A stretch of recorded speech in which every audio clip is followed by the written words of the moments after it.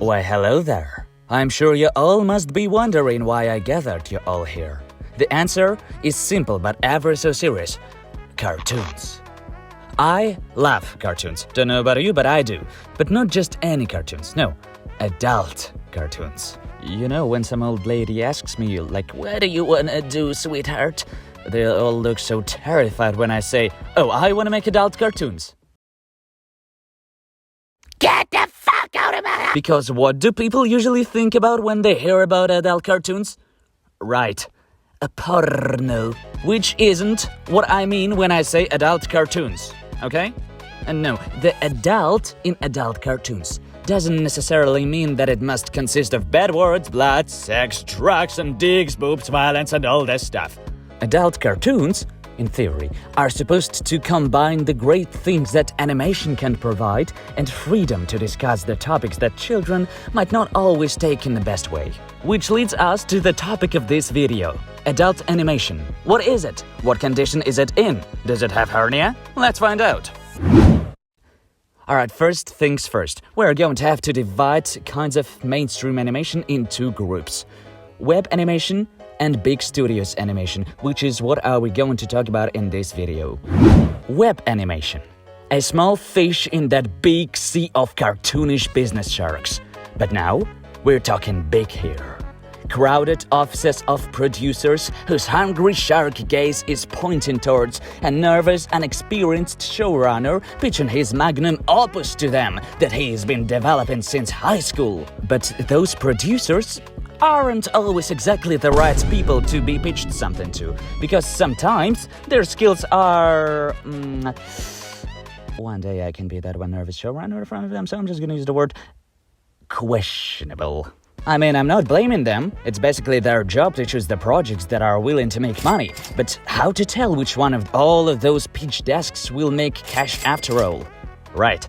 Stick to old successful projects, which are Family Guy and Rick and Morty. And oh boy, those two are truly a phenomenon. Even if you never were into animation and stuff and you're just randomly watching this video, first of all, you're weird. Second of all, you must have heard of those. Unless you're banned from Google or something, I don't know. And of course, big studios produce thousands of sitcoms that are super duper similar to Family Guy or Rick and Morty by design. I mean, look, we have Family Guy, we have Black Family Guy, we have Canadian Family Guy, we have Forest Ranger Family Guy, we have Mexican Family Guy, we have Cop Family Guy, we have Royal Family Guy, we have...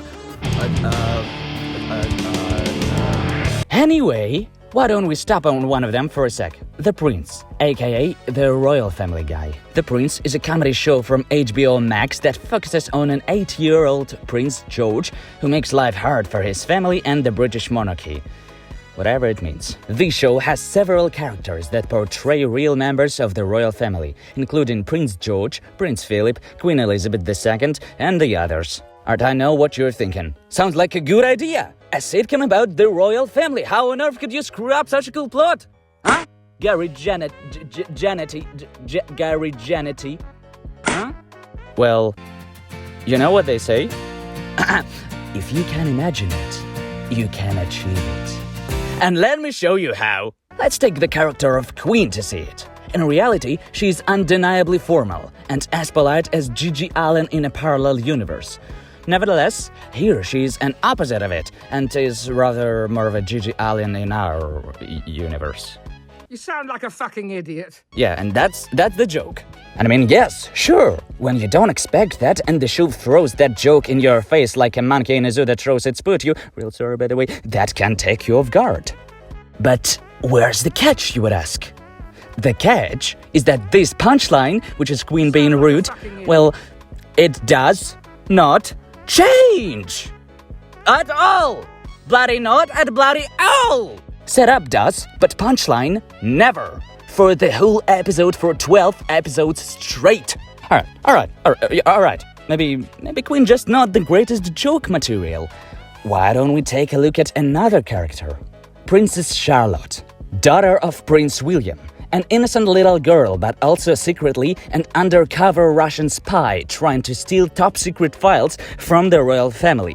Alright, I'm not gonna lie, that actually sounds pretty funny. But guess what? Will this punchline ever change in the show throughout the whole season of 12 episodes, huh?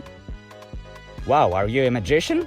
Because you guessed right! It doesn't! This show just takes a funny joke, writes many interesting setups for it, and then it selects the only one punchline it has, presses Ctrl plus C, and then Ctrl plus V. And that goes with like every character you see right here in this image. That one's old, that one doesn't know how ordinary people live, and also his ginger hat. Laugh! Funny! Anyway, such shows are obviously not exactly a thing that I'd like to marathon with a cup of cocoa under cozy blankets. No, that's not some Breaking Bad or BoJack Horseman after all. Some time ago, I went on a trip to New York with a bunch of my friends. We were all tired after the trip and just were yapping to each other and relaxing, and we were watching Bob's Burgers on the TV in the hotel. Also, that's not, like, the best quality sitcom. I would say that heavy things like Breaking Bad or BoJack Horseman are a whole dish. A medium rare steak with asparagus, while these guys are the ketchup for your nuggets. And if you didn't understand, the nuggets in this overly complicated food metaphor are you and your friends and the time that you spent together. In other words, friendship is magic. Anyway, I have surely talked a lot of trash in the previous part. However, that would be an absolute barbarity of me to not mention that so many good projects out there are getting attention from big studios. Murder Drones are on Prime now. The Amazing Digital Circus is now on Netflix. Knights of Guinevere... This project with Dana Terrace also is being developed right now. And who knows what new cool shows we'll see in... Senor Bonbarito. And who knows what new cool shows we'll see in time. But don't be too happy, because we'll continue discussing that in the next video. Alright, bye!